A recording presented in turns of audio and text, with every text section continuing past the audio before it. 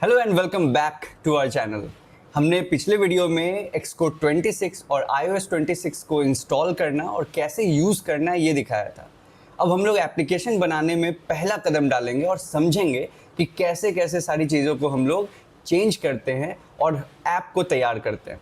जैसे कि आपने पिछले वीडियो में देखा था, पिछले वीडियो को हमने बस यहाँ पे एंड किया था और इस वीडियो में हम समझेंगे कि सारी चीज़ों को कैसे मैनेज करना है। वैसे तो मैंने पिछले वीडियो में आपको दिखाया था कि इमेज वगैरह कैसे चेंज करते हैं, टेक्स्ट में कैसे बदलाव करेंगे और कहाँ से क्या कैसे मैनेज होता है।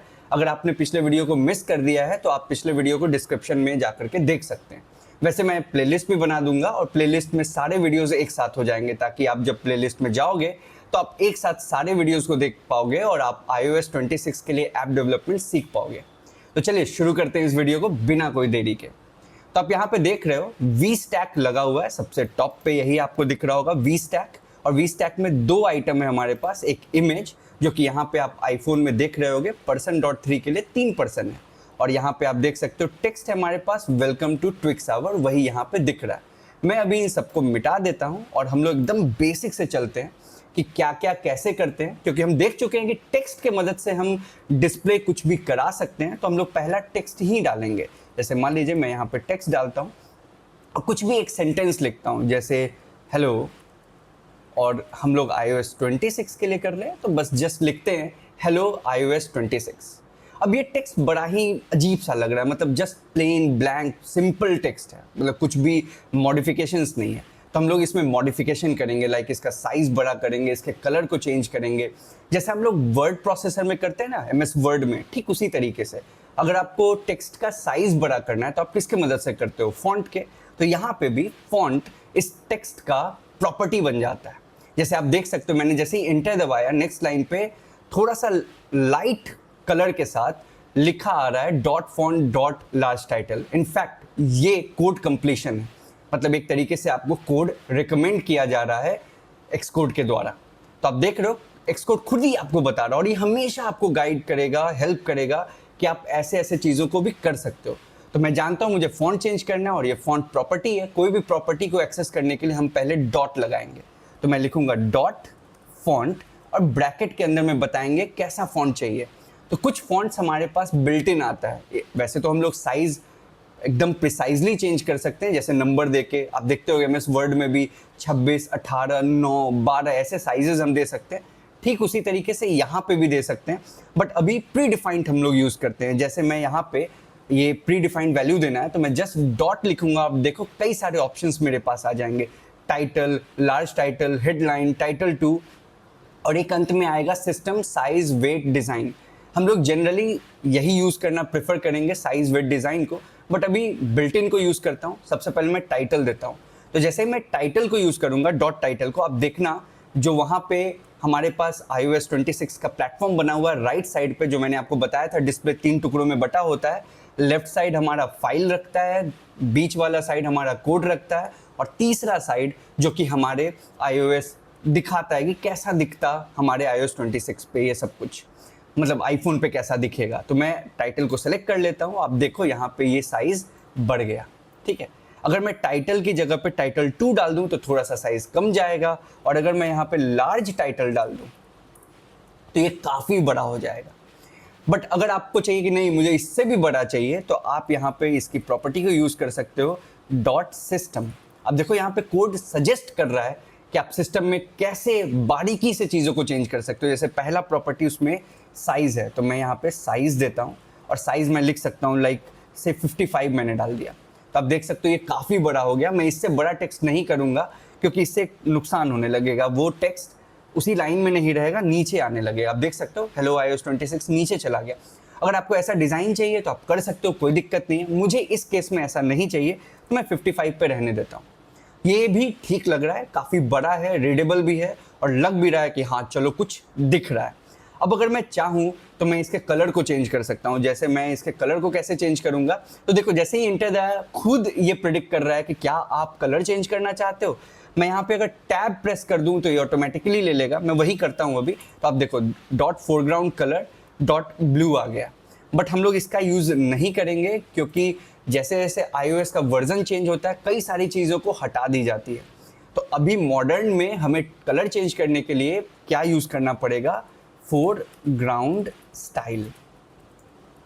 ठीक है, बस इसके अंदर में आप कलर बता दो। ठीक है, तो कलर प्रॉपर्टी है, जैसे मैं रेड चाहता हूँ तो मैं रेड कर दूंगा, आप देखो वहाँ पर रेड हो गया।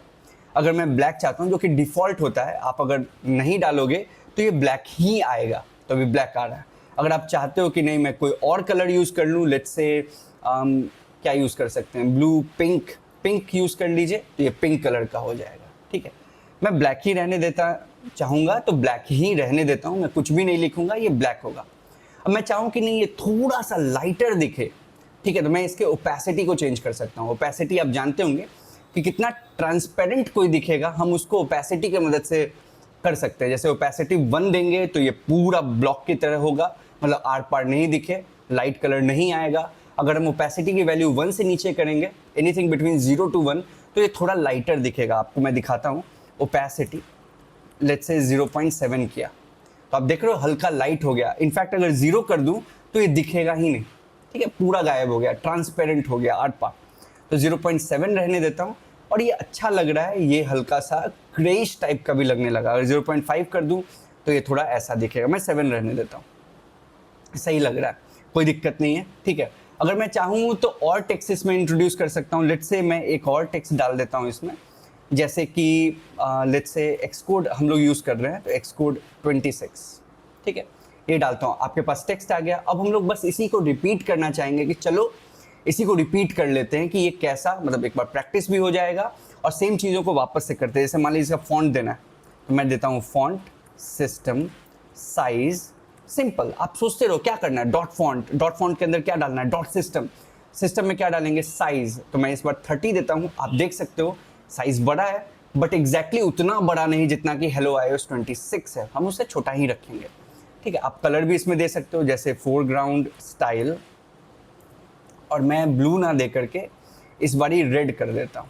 ठीक है, अब टेंशन ना लो, वो कलर डॉट ब्लू क्या आया था, कलर एक प्रॉपर्टी होता है, कलर में ही सारी चीज़ें होती हैं, जैसे रेड, ब्लू, पिंक वगैरह वगैरह। अगर हम डॉट रेड देंगे उससे काम हो जाएगा। ठीक है, अभी सिंपल रखते हैं, ज़्यादा कॉम्प्लिकेटेड नहीं रखेंगे। तो आप देख सकते हो कलर चेंज हो गया, मतलब टेक्स्ट में आप कुछ भी लिखोगे तो वो डिस्प्ले पे हो जाएगा। अगर उसके साइज को बदलना है तो डॉट फॉन्ट से बदल सकते हो, उसके कलर को चेंज करना है डॉट फोरग्राउंड स्टाइल से कर सकते हो। ठीक है, अगर आप चाहते हो कि थोड़ा सा डिस्टेंस आ जाए, जैसे मान लो हेलो iOS 26 और एक्सकोड 26 के बीच में थोड़ा गैप आए, तो आप ये गैप कैसे करोगे, पैडिंग दे करके। आप यहाँ पे लिखोगे डॉट पैडिंग, और आप देखोगे गैप आ गया दोनों के बीच में। तो आप ये भी मैनेज कर सकते हो। इनफैक्ट आप बता सकते हो पैडिंग 4 साइड से दिया जा सकता है, टॉप से, मतलब हेलो iOS 26 से ऊपर से कितना गैप होगा, लेफ्ट से, राइट से और बॉटम से। अगर मैं यहाँ पे बताऊँ कि नहीं मुझे टॉप से चाहिए, तो डॉट टॉप, और यहाँ पे आप वैल्यू दे सकते हो कितना, जैसे 10 तो थोड़ा कम, अगर मैं 20 दे दूँ तो थोड़ा ज़्यादा, अगर मैं 50 दे दूँ तो आप देखो गैप थोड़ा बढ़ जाएगा, एंड सो ऑन। अगर मैं डॉट बॉटम करूँ तो आपको यहाँ पे दिखेगा नहीं, क्योंकि एक्सकोड 26 से नीचे कुछ भी नहीं लिखा हुआ है। ठीक है, तो ये इस वीडियो में हम लोग टेक्स्ट बना रहे हैं। टेक्स्ट में हमने पैडिंग दिया, फॉन्ट दिया, कलर चेंज किया। अब देखो भाई, हम लोग सिर्फ टेक्स्ट ही नहीं रखते, कभी कभी बटन भी होता है। ठीक है, तो हम यहाँ पे बटन भी दे सकते हैं। अब देखो बटन का 2 काम होता है। पहला कि आप बटन पे टैप करते हो तो कुछ एक्शन हो जाएगा, और बटन दिखना कैसा चाहिए, तो ये 2 चीज़ों को हमें हैंडल करना पड़ेगा जब भी हम एक बटन बनाना चाहेंगे। पहला कि बटन पे टैप करने पे क्या हो, और दूसरा मेरा बटन दिखेगा कैसा। तो कैसे करेंगे, बड़ा सिंपल है, आप बटन लिख दोगे और बटन के बाद एक ब्रैकेट लगा दोगे, इसे स्मॉल ब्रैकेट कहते हैं। ठीक है, अभी थोड़ा एरर आ रहा है, आप देख रहे होगे वहाँ पे रेड में यहाँ दिखा भी रहा है मिसिंग आर्ग्यूमेंट। मैं फिर से बता रहा हूँ कि एक्सकोड हमेशा आपको गाइड करेगा, आप कहाँ गलती कर रहे हो। इसी तरीके से रेड मार्क में आपको बताएगा कुछ मिस हो गया, आप इस पर क्लिक करोगे तो बताएगा भी कि क्या फिक्स है इसका। ठीक है, वो बाद में देखेंगे। आपके लिए कोड भी जनरेट भी कर देगा, अगर आप उस पर क्लिक करोगे वहाँ पे आ भी रहा था जनरेट, तो आप देख सकते हो यहाँ पे जनरेट का बटन है, अगर आप वो चाहो तो ये कर सकता है, बट हम लोग अभी स्ट्रेट करेंगे। ठीक है, तो बटन के बाद ब्रैकेट में मैंने बोला 2 चीज़ों को ध्यान रखना है। सबसे पहला एक्शन, क्या एक्शन होगा, तो मैं यहाँ लिखूंगा एक्शन। ठीक है, एक्शन के बाद ये कर्ली ब्रेस, कर्ली ब्रेस में आप जो कहोगे ना वही होगा। ठीक है, तो ये फर्स्ट प्रॉपर्टी। और दूसरा क्या है कि मेरा दिखे कैसा। ठीक है, तो सेकंड कर्ली ब्रेस में हम लिख देंगे टेक्स्ट। टेक्स्ट में मैं लिखता हूँ टैप मी, मतलब मुझे प्रेस करो, ठीक है। तो आप देख सकते हो वहाँ पे एक बटन आ भी चुका है, मैं इस पर क्लिक भी कर सकता हूँ, देखो क्लिक हो भी रहा है, बट अच्छा नहीं दिख रहा, मुझे इसे थोड़ा बेटर लुक देना है। तो मैं क्या करता हूँ, इसका साइज़ पहले थोड़ा बड़ा कर देता हूँ। तो मैं फॉन्ट को कर देता हूँ टाइटल, थोड़ा साइज़ बड़ा हो जाएगा। उसके बाद मैं कहूँगा कि भाई थोड़ा स्पेस चाहिए मुझे, ठीक है। तो मैं थोड़ा स्पेस के लिए इसमें पैडिंग दे दूंगा। मैं आपको डिफरेंस दिखाऊंगा क्या होगा। आप देख रहे हो टेक्स्ट और बटन में थोड़ा गैप भी आ गया, और एक एडवांटेज भी होगा। मैं पैडिंग हटा करके भी आपको दिखाऊंगा कि क्या एडवांटेज मुझे मिलेगा। और फिर मैं दूंगा इसे एक फोरग्राउंड कलर, मतलब ये टेक्स्ट है, मैं टेक्स्ट को फोरग्राउंड से पहले बैकग्राउंड दे देता हूँ, ठीक है। बैकग्राउंड में चाहता हूँ रेड कलर दिखे, ठीक है, मतलब टेक्स्ट के पीछे रेड कलर आ जाए, लेकिन रेड पे ब्लू बड़ा ही गंदा लग रहा है, तो मैं उसी वजह से टेक्स्ट का कलर चेंज कर देता हूँ, जो कि मैं वाइट कर देता हूँ। वाइट ज़्यादा बेटर दिखेगा, है ना। अब एक चीज़ दिखाता हूँ मैं, पैडिंग करने से आप देखे होगे मैंने पैडिंग दिया था यहाँ पे, अगर मैं इसे हटा लूँ तो आपको एक डिफरेंस दिखेगा। दिखा, टैप और जो रेड कलर का जो बाउंड्री आया है उनके बीच में गैप बड़ा कम हो गया। लेकिन अगर पैडिंग देता हूँ तो बटन थोड़ा बड़ा, मतलब टैपिंग एरिया आपके लिए बढ़ जाता है, मतलब काफ़ी स्पेस में आप अगर फिंगर से टच करोगे तो वो रजिस्टर करेगा कि बटन प्रेस हुआ है।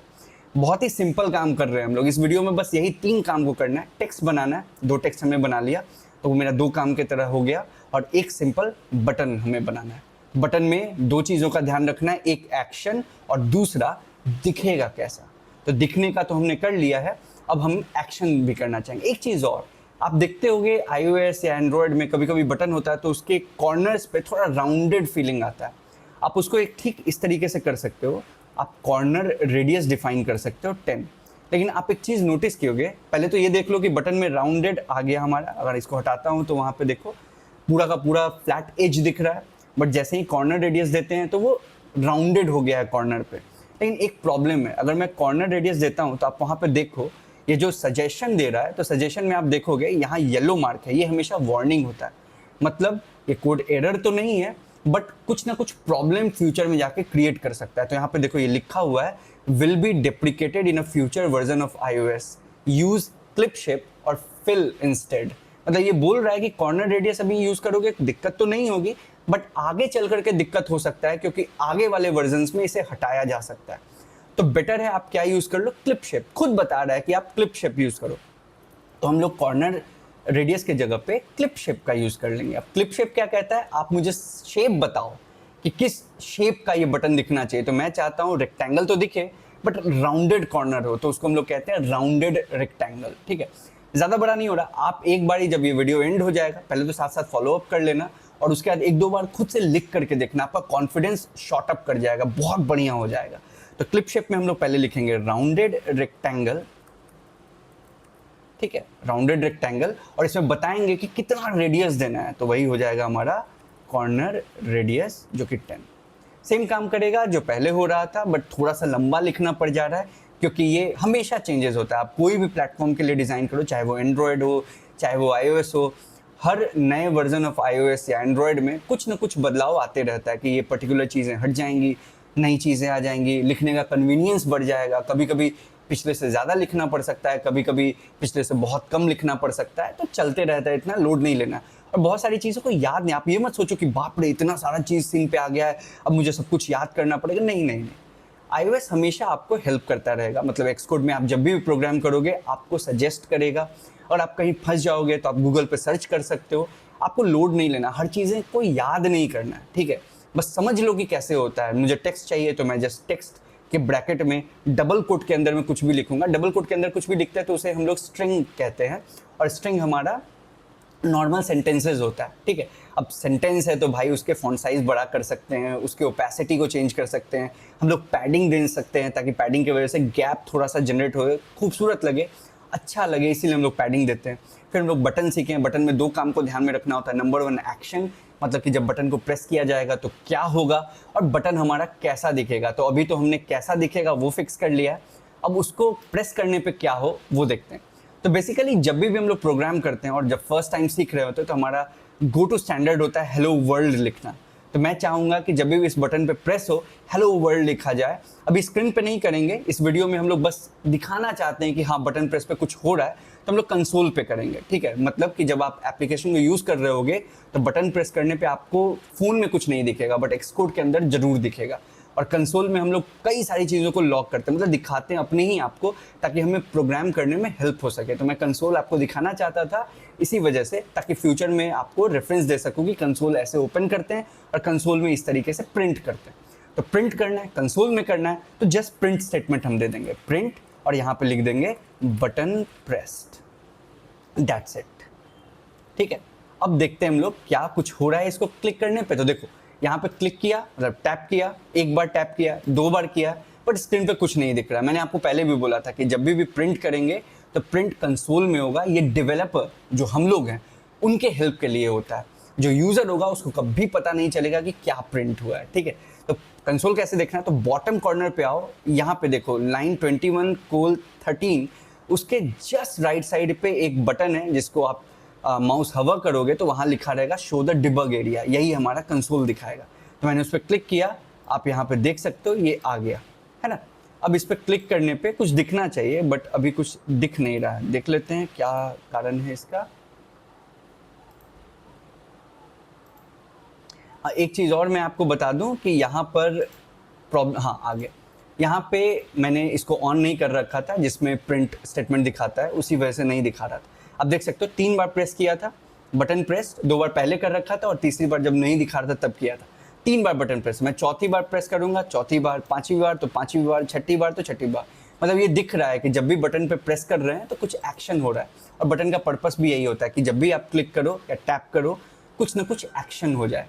तो आज हमने इस वीडियो में 2 चीज़ों को करना सीखा, टेक्स्ट को मॉडिफाई, मतलब टेक्स्ट बनाना पहला, दूसरा टेक्स्ट मॉडिफाई करना, 2 काम हो गए, और तीसरा बटन बनाना जिसमें 2 चीज़ों का ध्यान रखना है, एक एक्शन और दूसरा बटन दिखेगा कैसा। मैं अभी एकदम बेसिक रखना चाहता हूँ सारे ट्यूटोरियल्स को, ताकि इसके ऊपर हम लोग धीरे धीरे बिल्ड करते रहें। ये सेकंड लेक्चर था, मतलब सेकंड ट्यूटोरियल था इस प्लेलिस्ट का। जल्दी 3rd, 4th, 5th सारे वीडियोस आएंगे, आप सबको फॉलो अप करते रहिएगा, और डेली मतलब जब भी आप वीडियो को देखिएगा कुछ ना कुछ नया सीखने को आपको मिलते रहेगा। आप इसको फॉलो करिएगा। तो iOS 26 के लिए, जो कि जल्द ही सितंबर में आ रहा है, उसके लिए भी आप एप्लीकेशंस बनाना सीख जाओगे। ठीक है, और अगर मान लीजिए आप थोड़ा भी सीखते हो तो एटलीस्ट आपको एक रास्ता तो दिख जाएगा कि कैसे मुझे प्रोग्राम करना है, क्या क्या चीज़ों की रिक्वायरमेंट होगी, क्या क्या मुझे आना चाहिए। सबसे पहला चीज़ तो स्विफ्ट लैंग्वेज होना चाहिए, वो भी हम लोग धीरे धीरे धीरे करके सब कुछ सीखेंगे उसके बारे में भी। अभी जस्ट मैं आपको इंट्रोड्यूस करा रहा हूँ कि स्विफ्ट UI क्या है, कैसे एप्लीकेशंस बनाते हैं, और स्विफ्ट लैंग्वेज भी हम लोग धीरे धीरे सीखेंगे। तो अगर आपको वीडियो पसंद आया हो तो प्लीज़ शेयर करो, सब्सक्राइब करो, ठीक है, और कंटिन्यू करते रहो ताकि आप भी सीख सकते हो और मुझे भी बनाने में काफ़ी मज़ा आते रहेगा। चलिए इस वीडियो में इतना ही, मिलते हैं अगले वीडियो में।